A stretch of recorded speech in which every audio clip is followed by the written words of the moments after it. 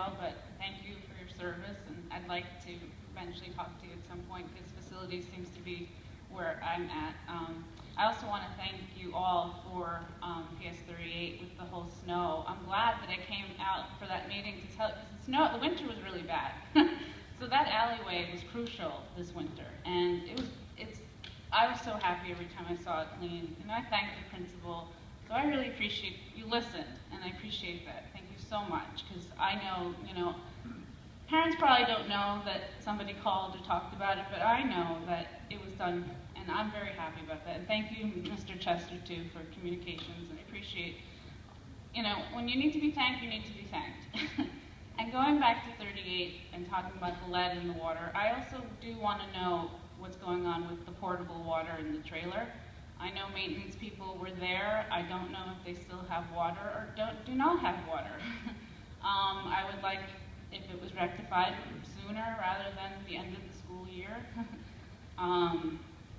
So that's, the next thing I wanted to talk about was this whole issue with the pre-K spaces. I'm not a big fan of the trailers, but I'm just very thankful, and I think about when my children were going into the trailers and how I was worrying, oh, if there's a lottery, what if they get in and they have to be bused to another school? I have multiple children. I have 3 kids. I don't know how people do it when they have 6 or 5 kids. And what happened with that woman at PS 29 with her child getting left on the bus, it scares the crap out of me. I'm sure it scares lots of other parents, especially that are downtown. And I feel for those people that are going to possibly lose that space at Golden Charter School for Cordero. I mean, I would not like to be in that position. I'm asking you to fight harder and find space for these kids, that they don't have to be bused anymore. These are babies, and they don't know right from left sometimes. I know my kids, I have a 5-year-old, she doesn't know where we live. So, I just want to know that you guys are working hard to figure this out. Because if I was in that seat, I would be figuring this out. Anyway, so I think the curriculum's awesome. I love the pre-K program. It's just, we have New York and Seattle looking at us for, us, and that's great, but our facilities stink. So we need to get it up there so that, it's not so embarrassing when you have people coming from other cities to come see our program and, showing them our beautiful trailers.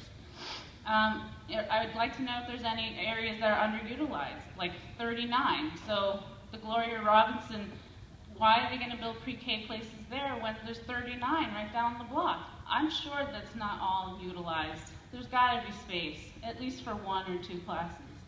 And lastly, I want to talk about Lorenzo. I ran with Lorenzo, and I know he worked so hard. He was out there every day campaigning.